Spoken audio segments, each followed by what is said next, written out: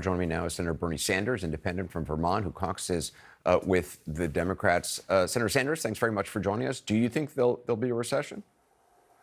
Got me, but I think there is so much chaos in the world right now created by Biden. We have a trade war with our two neighbors, Canada and Mexico. You have the President of the United States wanting to take over the Panama Canal, take over Greenland, God knows what else.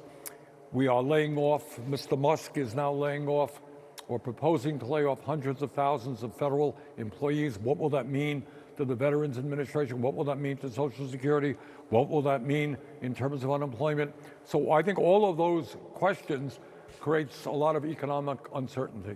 President Trump has said many times on the campaign trail that he would not touch entitlements like Social Security or Medicare, which I know are priorities for you. Elon Musk, however, seems to be leaning in the other direction. I want to play something he said in an interview today to Fox Business. The wage support in entitlement spending, which is most of the federal spending is entitlements. That's like the big one to eliminate, because that's the sort of $500 billion, maybe $700 billion a year.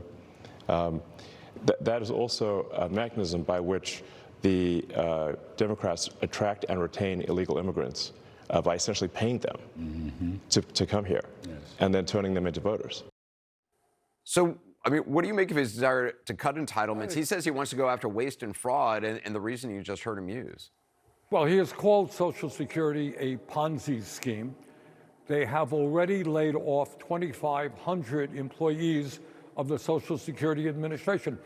Anderson, I think I speak for probably every member of the Senate in that the calls that we get in large numbers are people who are saying, I'm trying to get a hold of Social Security. I got a disability issue. I can't get a hold of anybody. And the reason is the Social Security Administration today is understaffed.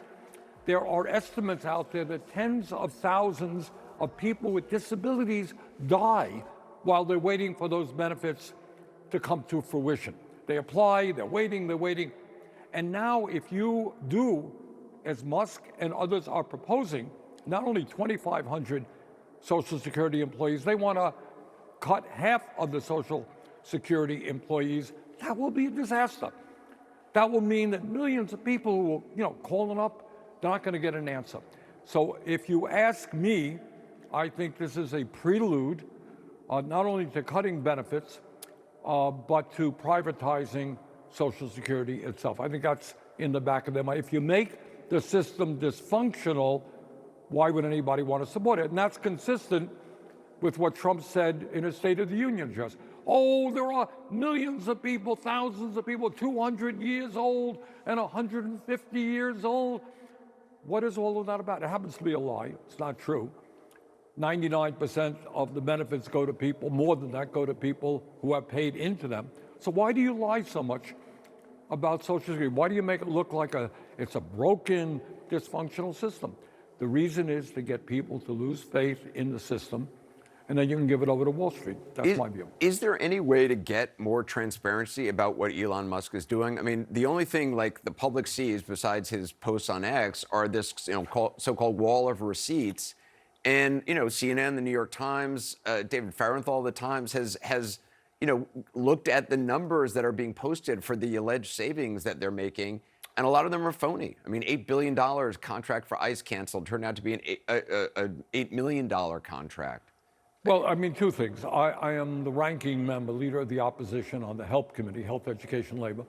And I have requested of Senator Cassidy, the chairman of it, to bring Musk before the committee. I think the American people would like to hear him answer questions from members of the United States Senate. I will tell you, Anderson, just this last weekend, I was in Wisconsin and Michigan. We had, whole lots of people, far more people showing up than I had anticipated. We had 9,000 people in Warren, Michigan. And people are angry. They're confused. They see the richest guy in the world going around saying, hey, we're going to decimate the Veterans Administration. We're going to decimate Social Security. We're going to be laying off people here and there and everywhere. and people are saying, what is going on? So the idea that we have oligarchs, people with incredible wealth, trashing programs that working people desperately need is, I think, unacceptable to the vast majority of the American people.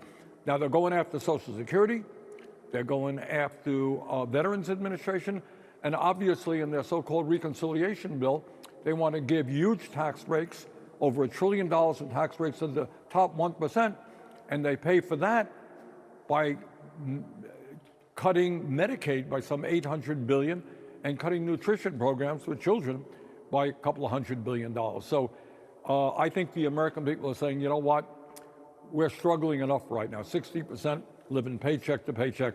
Don't give tax breaks to billionaires. Cut programs to working people. Don't go after Social Security. Don't go after the Veterans Administration and the men and women who put their lives on the line to defend us. Do you see America moving to a kleptocracy where, you know, people have loyalty oaths if you want to get a job in the civil service, where, you know, pay money, you get access?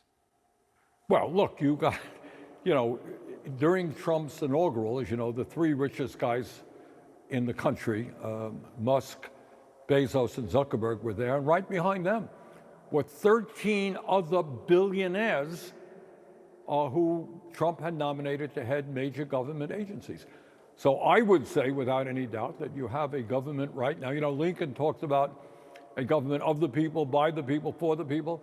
I think it's fair to say you have a government today of the billionaires, by the billionaires, and for the billionaires. And before I let you go, I just want to ask you, Elon Musk, was something Elon Musk said today about your colleague, Senator Mark Kelly, after Senator Kelly posted on X about a trip he'd made to Ukraine over the weekend. Musk commented, "You are a traitor." I mean, it's disgusting. It is absolutely. This, by the way, Kelly is a military guy, serves his country, went to Ukraine to get a sense of how the Ukrainian people are responding to Trump's betrayal of the country, if you like. And you have Musk talking about Mark Kelly as a traitor. I mean, it is really unspeakable. It really is. And I think the American people are sick and tired of the wealthiest guy in the world running the United States government and calling, in this case, a guy who put his life on the line to defend us a traitor. That's beyond the pale. Senator Bernie Sanders, thank you for your time tonight. A double whammy for Elon Musk today. First, his social media site X went down for hours. The company is investigating what happened. But Musk blames it on a cyber attack that he claims originated in the Ukraine area. Even more painful, the pockets of the world's richest man have gotten a little bit lighter. Bloomberg reports the Musk's net worth has dropped $148 billion just since December. Why? All you have to do is look at the stock performance of his company, Tesla. It has lost nearly all of the gains it made after Election Day. In fact, Tesla stock dropped 15% just today, mind you. And the electric automaker is also the popular punching bag for people who are furious about Doge. Over the weekend, protesters forming a human chain outside a Tesla showroom in New York. Tesla charging stations burned in suburban Boston. Investigators are calling the fires suspicious based on the evidence at the scene. And outside Portland, Oregon, police believe someone shot at a Tesla dealership, damaging cars and shattering windows. Is all the bad publicity giving Musk pause? You giving up your other stuff? I mean, how are you running your other businesses? With great difficulty.